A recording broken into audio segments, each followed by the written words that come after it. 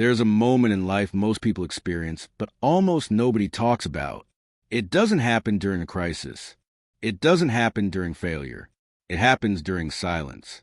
For Ethan, it happened at 12:47 in the morning. He was lying in bed staring at the ceiling, hands folded on his chest, eyes wide open.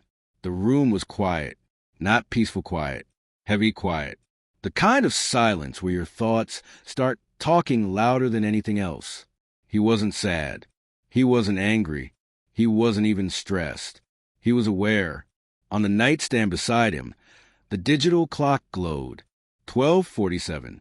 He kept staring at the numbers like they were trying to tell him something. And slowly they were. Another day gone. Another plan delayed. Another promise to himself broken. He swallowed hard because deep down he knew something uncomfortable.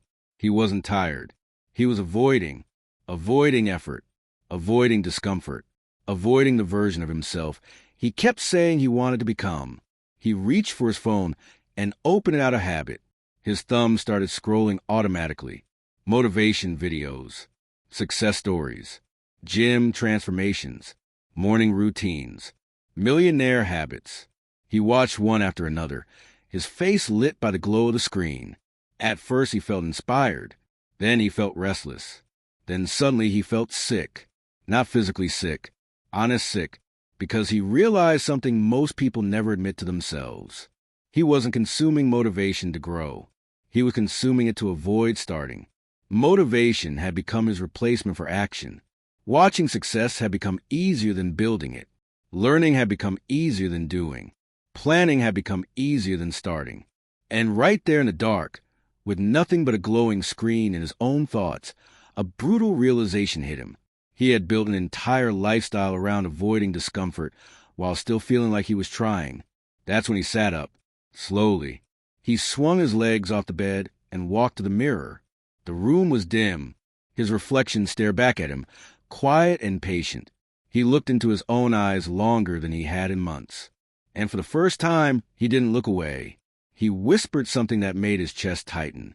If I keep living like this, where will I be in 5 years? His mind answered instantly. Same bed, same phone, same excuses, same unfinished dreams, same quiet disappointment.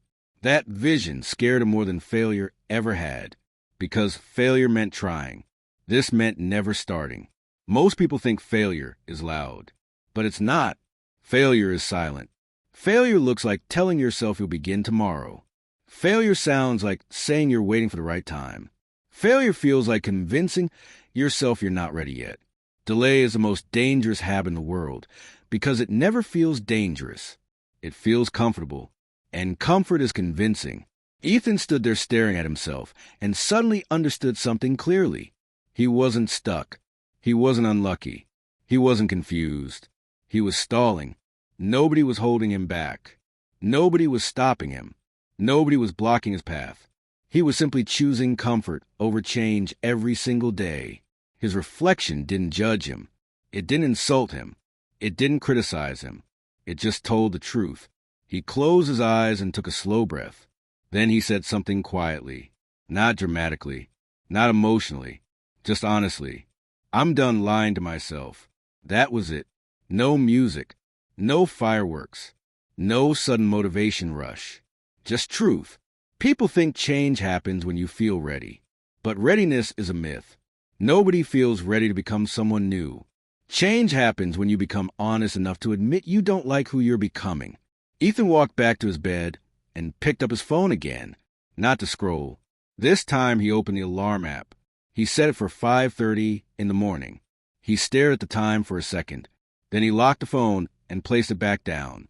That tiny action didn't look impressive. It didn't feel powerful. But it was the first real promise he had made to himself in years. He lay back down and stared at the ceiling again. The room was still silent, but the silence felt different now.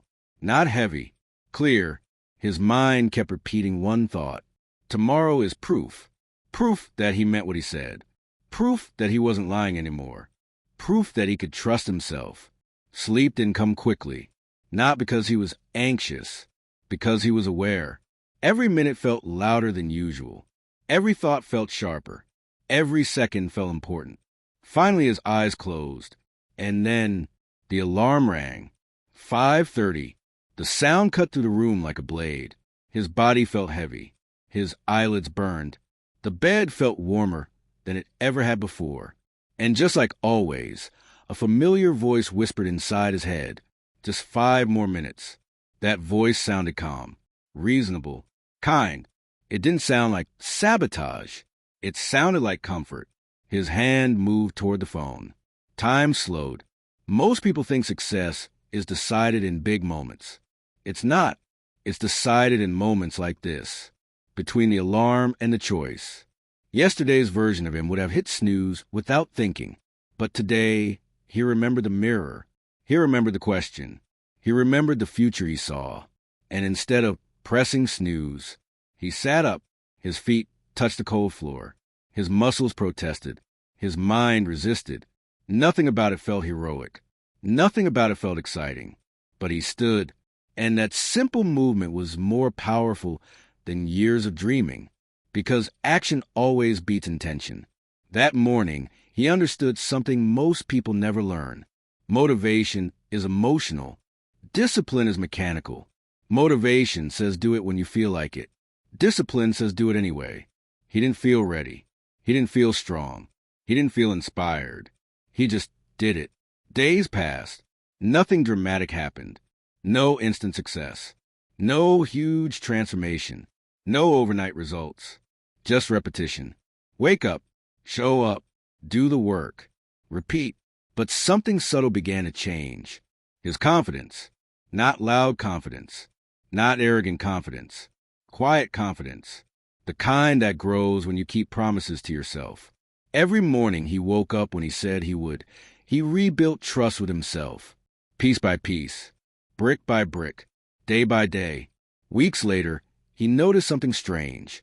The anxiety he used to feel every night was gone. Life wasn't perfect. Problems still existed. Challenges still showed up. But the weight inside his chest had disappeared. He finally understood why. Peace doesn't come from having an easy life. Peace comes from knowing you're not avoiding your own potential. Most people spend their lives waiting for a turning point. They think one day something will happen that changes everything. But turning points don't arrive. They're chosen, usually in silence, usually alone, usually in a moment nobody else sees. Just like his.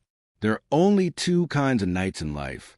The night you lie to yourself, or the night you tell yourself the truth. One keeps you comfortable. The other changes everything. If this story spoke to you, share this video and subscribe to my channel for more life lessons.